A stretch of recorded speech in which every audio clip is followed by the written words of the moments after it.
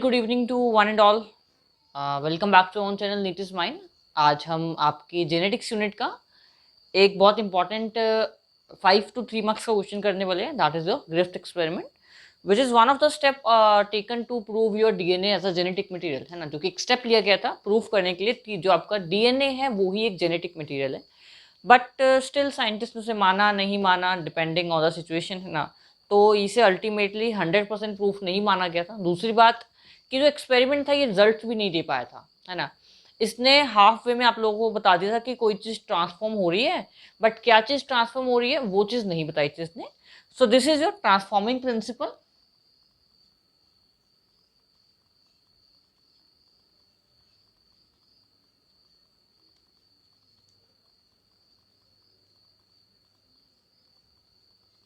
ठीक है, given by your scientist ग्रिफ्ट।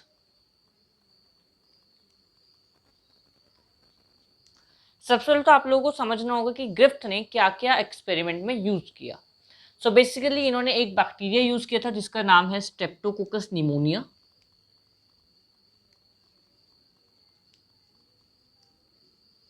This is the first organism used in his experiment and the second इन्होंने जो organism use किया that is your rat.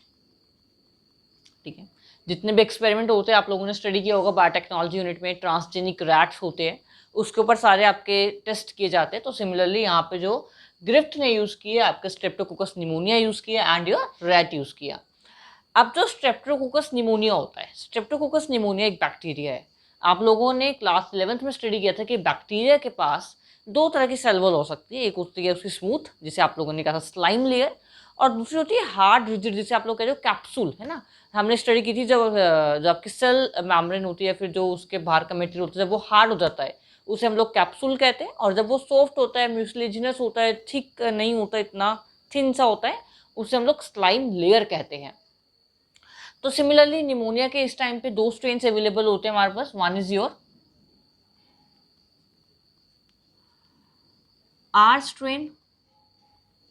Are मतलब rough, जो होगा रफ होगा और ये नॉन वायरुलेंट होता है। और या फिर आप लिख सकते हो नॉन पॉइजनस होता है। वहीं अगर जब हम बात करें S strain that is smooth, और ये वायरुलेंट स्ट्रेन है। देन अगर जो नॉन वायरुलेंट है उस पर कौन सी वॉल होनी चाहिए, स्लाइम लेयर या कैप्सूल। उसके बाद स्लाइम लेयर होगी जो कि सॉफ्ट होती है। देन दूसरी आपकी होगी एस स्ट्रेन जिसकी आपकी जो होगी वो होगी rough, that is your capsule होगा यहाँ पे। ठीक है, जिसकी वजह से वो वायरुलेंट बन रहा है। जो आपका एस स्ट्रेन है जिसकी वजह से वो निमोनिया है वो वायरुलेंट हो रहा है, वो उसका रीजन है आपका कैप्सूल की प्रेजेंस होना। तो ऑर्गेनिज्म लिए अब उन्होंने क्या क्या प्रोसीजर किया, लेट अस स्टडी दैट। ठीक है, सबसे पहले तो उन्होंने एक रैट लिया। रैट के अंदर उन्होंने आपका डाला आर स्ट्रेन। तो क्या होगा, क्योंकि नॉन वायरुलेंट है तो कुछ भी नहीं होगा, जो आपका चूहा होगा वो जिएगा अपनी जिंदगी बड़े मजे से। ठीक है, लाइव है। सेकेंड स्टेप में उन्होंने किया कि आपका रैट लिया और एस्ट्रेन बैक्टीरिया डाल दिया, और आपने देखा कि जो एस्ट्रेन बैक्टीरिया वो कैसा है, वो वायरुलेंट है। वायरुलेंसी की वजह से उसने क्या किया, रैट को किल कर दिया। ठीक है, अब क्योंकि साइंटिस्ट थे दिमाग तो खिसका हुआ होता ही है, कुछ और ट्राई करना था। तो क्या ट्राई किया इन्होंने, जो आपका रैट था उसमें इन्होंने एस्ट्रेन ही डाला, बट इस टाइम इन्होंने इसे हीट कर दिया। अब हीट से क्या होता है, आपको पता होगा कि आपका जो डीएनए होता है, जो आपका जेनेटिक मटेरियल होता है, हीट करने से डीनेचर हो जाता है। डीनेचरेशन ऑफ प्रोटीन स्टडी किया ना आप लोगों ने, कि जितना भी सेकेंडरी टर्शरी या फिर क्वार्टनरी स्ट्रक्चर होता है अल्टीमेटली क्या होता है, स्प्लिट हो जाता है और कैसा बन जाता है, प्राइमरी स्ट्रक्चर में एक सिंगल चेन बन जाती है। जिसकी वजह से क्या होता है कि उसका जो एक्चुअल जो उसने बिहेवियर शो करना होता है वो नहीं कर पाता, क्योंकि उसके अपने एक्टिव साइट्स सारी बॉन्डिंग्स तोड़ दी, है ना। तो जो उसने फंक्शनल रोल देना था वो नहीं दे पाता। तो अल्टीमेटली उससे क्या होता है कि आपको जो चूहा था वो फिर मर गया। सॉरी, अब की बार चूहा क्योंकि एस्ट्रेन है, अब जो उसका जेनेटिक मटेरियल था जिसकी वजह से वो मर रहा था वो तो हम लोगों ने डीनेचर कर दिया, तो आपका यहाँ पे चूहा जिंदा रह जाएगा। ठीक है, अब फोर्थ केस में क्या हुआ, उन्होंने रैट लिया प्लस एस स्ट्रेन लिया हीट किल्ड वाला, ठीक है, जिसको हीट किल किया था हमने, और साथ में उन्होंने लिया आर स्ट्रेन। जब ये चीज उन्होंने ली, इनको क्या देखा गया कि जो आपका चूहा था वो फिर मर गया, ठीक है, फिर से चूहा डेड हो गया। किल मतलब, और यहाँ पे लिख सकते हो यहाँ पे डेड, ठीक है, यहाँ पे भी लिख लीजिए डेड, वो आपके लिए इजी हो जाएगा समझने के लिए। सो आपने क्या देखा कि जब आपने एस स्ट्रेन हीट किल डाला था तब तो चूहा जिंदा था, बट आर स्ट्रेन डालने से भी चूहा जिंदा था। तो ऐसा इसका मतलब इस एक्सपेरिमेंट से क्या प्रूफ होता है कि आर स्ट्रेन को एस स्ट्रेन ने ऐसा कुछ दिया जिसकी मदद से आर स्ट्रेन आपका कैसा हो गया, वायरुलेंट हो गया, क्योंकि एस स्ट्रेन तो इस टाइम पे हीट किल्ड है, डीनेचर्ड है, ये तो कुछ कर नहीं सकता। इसका मतलब यहाँ से कोई चीज़ आर स्ट्रेन के अंदर गई है जिसने आर स्ट्रेन को नॉन वायरुलेंट से वायरुलेंट में कन्वर्ट कर दिया, और जिसकी वजह से आपका जो चूहा था वो मर गया। यहाँ पे कह के इन्होंने क्या कहा, ग्रिफ्ट की जो लास्ट स्टेटमेंट थी उन्होंने कहा था something was transformed, something was transformed from, किससे किस में गई थी, आपके S strain heat killed S strain, जो कि आपके एनसीईआरटी में लिखा हुआ है heat killed S strain into R strain, which converted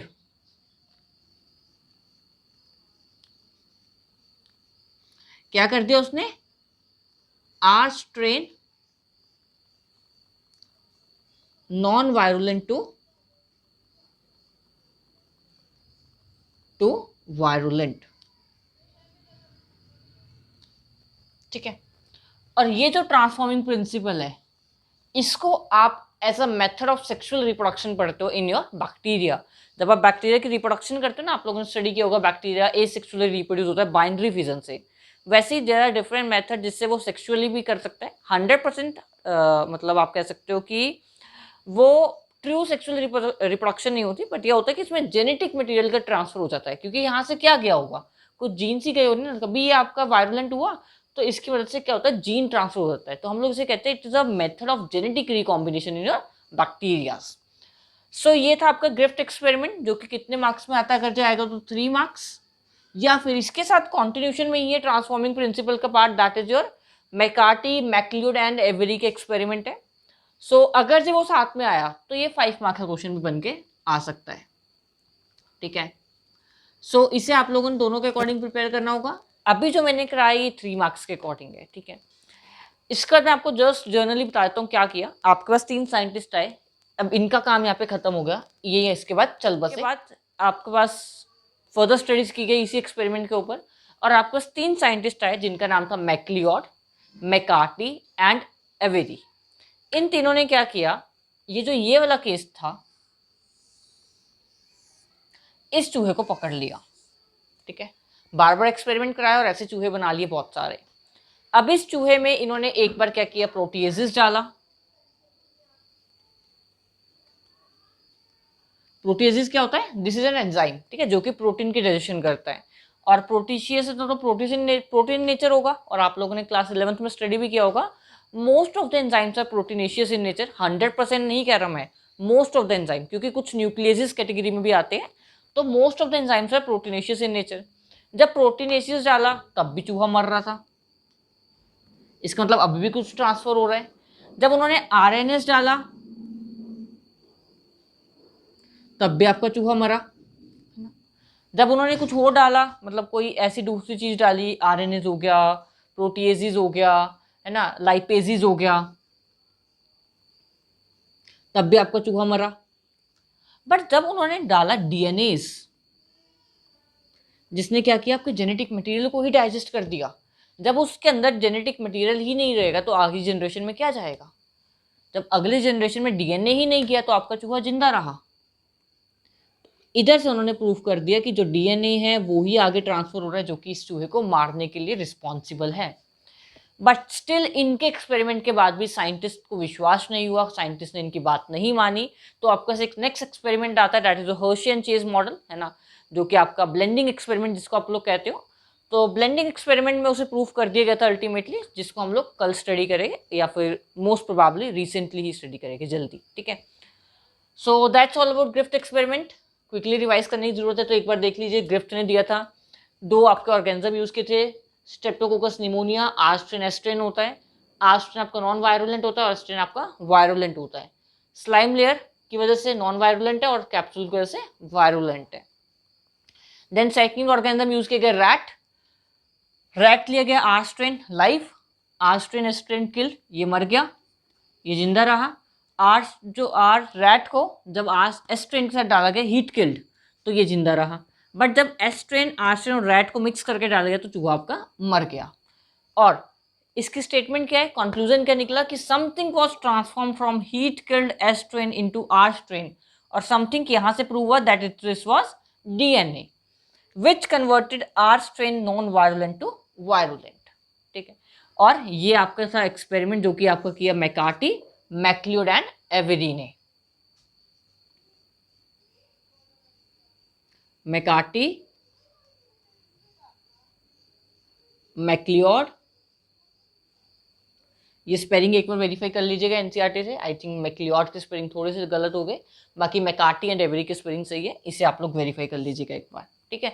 तो ये 3 साइंटिस्ट थे जिन्होंने बेसिकली ट्रांसफॉर्मिंग प्रिंसिपल का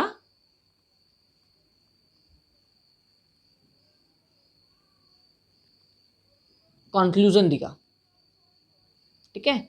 इन्होंने पूरा एक्सपेरिमेंट किया और आपका जो प्रिंसिपल था वो किसने दिया, मैकार्टी, मैक्लियोड एंड एवेरी ने। तो दैट्स ऑल अबाउट टुडे, ठीक है। ये एक्सपेरिमेंट प्रिपेयर कीजिए, 3 से 5 मार्क्स से आपके पेपर में देखा जाएगा। Thank you.